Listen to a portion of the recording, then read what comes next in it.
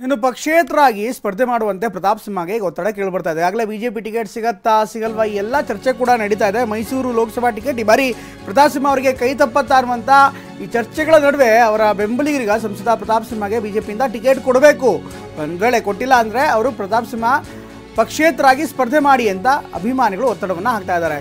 ಈ ಒಂದು ಕಾರಣಕ್ಕೋಸ್ಕರ ಸಾಕಷ್ಟು ಚರ್ಚೆ ಆಗ್ತಾ ಇದೆ. ಪಕ್ಷೇತರವಾಗಿ ಸ್ಪರ್ಧಿಸಿದ್ರೆ ಗೆಲ್ಲಿಸ್ತೀವಿ ಅಂತ ಅವರ ಅಭಿಮಾನಿಗಳು ಈಗ ಪೋಸ್ಟರ್ ವಾರ್ ಶುರು ಮಾಡಿದ್ದಾರೆ. ಇನ್ನು ಸದ್ಯ ಕುತೂಹಲ ಮೂಡಿಸಿದಂಥ ಪ್ರತಾಪ್ ಸಿಂಹ ನಡೆ ಮುಂದೆ ಏನು ಮಾಡ್ತಾರೆ ಅಂತ ಸಾಮಾನ್ಯವಾಗಿ ಅವರು ಪಕ್ಷದ ಕಟ್ಟಾಳು ಆದರೆ ಪ್ರತಾಪ್ ಸುಮಲತಾ ರೀತಿ ಹೆಜ್ಜೆ ಇಡ್ತಾರಾ ಅನ್ನುವಂಥದ್ದು ಒಂದು ಚರ್ಚೆ.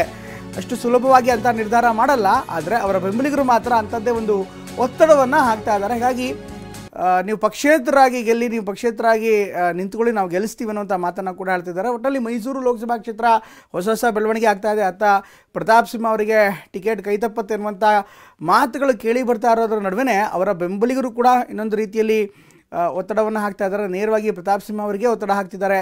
ಯಾವುದೇ ಕಾರಣಕ್ಕೂ ನೀವು ಸ್ಪರ್ಧೆಯಿಂದ ಹಿಂದೆ ಸರಿಬಾರ್ದು, ಒಂದು ವೇಳೆ ಬಿಜೆಪಿ ಟಿಕೆಟ್ ಕೈ ತಪ್ಪಿದ್ರೆ ನೀವು ದಯಾನಂದ ಮೂರ್ತಿ ಅರಣ್ಯ ಕೃಷಿ ಮಾಡಿ 2 ಎಕರೆಯಲ್ಲಿ 50 ಲಕ್ಷ ಗಳಿಸಲಿದ್ದಾರೆ.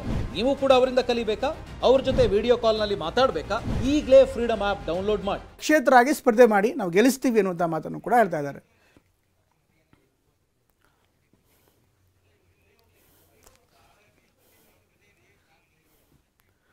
ಇವಾಗ ಇನ್ನಷ್ಟು ಹೆಚ್ಚಿನ ಮಾಹಿತಿಯನ್ನು ನೀಡ್ತಾರೆ ನಮ್ಮ ಪ್ರತಿನಿಧಿ ರಾಮ್ ಮೈಸೂರಿನಿಂದ ಜಾಯ್ನ್ ಆಗ್ತಾರೆ. ರಾಮ್, ಎಲ್ಲೊಂದು ಕಡೆ ಇದೆಲ್ಲವನ್ನೂ ಕೂಡ ಗಮನಿಸ್ತಾ ಇದ್ದಾರೆ. ಪ್ರಮುಖವಾಗಿ ಪ್ರತಾಪ್ ಸಿಂಹ ಮೇಲೆ ಒಂದು ಕಡೆಗೆ ಒತ್ತಡ ಕೂಡ ಇದೆ. ಅಂದರೆ ಅವರ ಅಭಿಮಾನಿಗಳ ಒತ್ತಡ ಒಂದು ಕಡೆ ಆದರೆ ಪಕ್ಷದಲ್ಲಿ ಆಗ್ತಾ ಇರುವಂಥ ಬೆಳವಣಿಗೆ ಇನ್ನೊಂದು ಕಡೆಗೆ. ಹೀಗಾಗಿ ಸದ್ಯಕ್ಕೆ ಅಫ್ಕೋರ್ಸ್ ಎಮೋಷನಲ್ ಆಗಿ ಅವರ ಅಭಿಮಾನಿಗಳು ಕೂಡ ಅದೇ ರೀತಿ ಮಾತಾಡ್ತಿದ್ದಾರೆ ಪಕ್ಷೇತರವಾಗಿ ಸ್ಪರ್ಧೆ ಮಾಡಿ ಅಂತ. ಬಟ್ ಇದರ ಸಾಧ್ಯತೆ ಎಷ್ಟರ ಮಟ್ಟಿಗಿದೆ? ಜೊತೆಗೆ ಮೈಸೂರಿನಲ್ಲಿ ಈ ಪೋಸ್ಟರ್ ವಾರ್ ಯಾವ ರೀತಿ ನಡೀತಾ ಇದ್ದಾರಾ?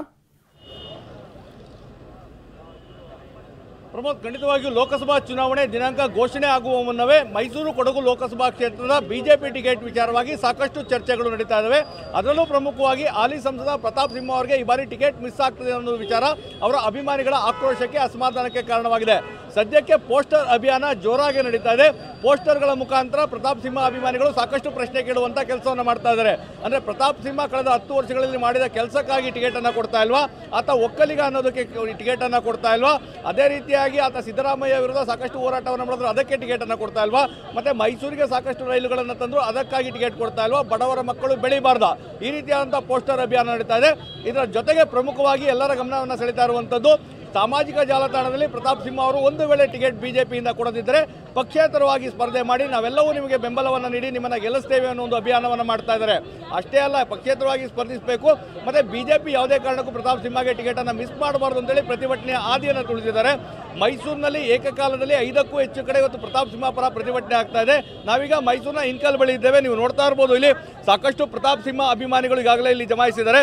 ಎಲ್ಲರ ಒತ್ತಾಯ ಒಂದೇ ಆಗಿರುವಂಥದ್ದು, ಪ್ರತಾಪ್ ಸಿಂಹ ಅವರಿಗೆ ಯಾವುದೇ ಕಾರಣಕ್ಕೂ ಟಿಕೆಟನ್ನು ಮಿಸ್ ಮಾಡಬಾರ್ದು. ಕಳೆದ 10 ವರ್ಷಗಳಿಂದ ಸಾಕಷ್ಟು ಕೆಲಸಗಳನ್ನು ಮಾಡಿದ್ದಾರೆ. ಹೀಗಾಗಿ ಬಿಜೆಪಿ ಪ್ರತಾಪ್ ಸಿಂಹ ಅವರಿಗೆ ಟಿಕೆಟನ್ನು ನೀಡಬೇಕು.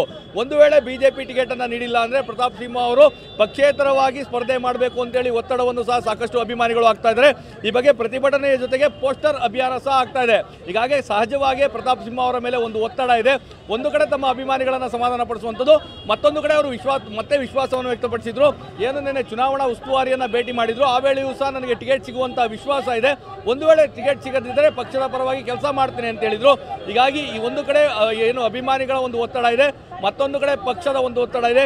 ಇದೆಲ್ಲವನ್ನ ಪ್ರತಾಪ್ ಸಿಂಹ ಯಾವ ರೀತಿ ನಿಭಾಯಿಸ್ತಾರೆ ಅನ್ನೋದನ್ನ ಕಾದು ನೋಡಬೇಕಾಗಿದೆ. ಪ್ರಮೋದ್, ಥ್ಯಾಂಕ್ ಯು ರಾಮ್ ಎಲ್ಲ ಮಾಹಿತಿಗಾಗಿ.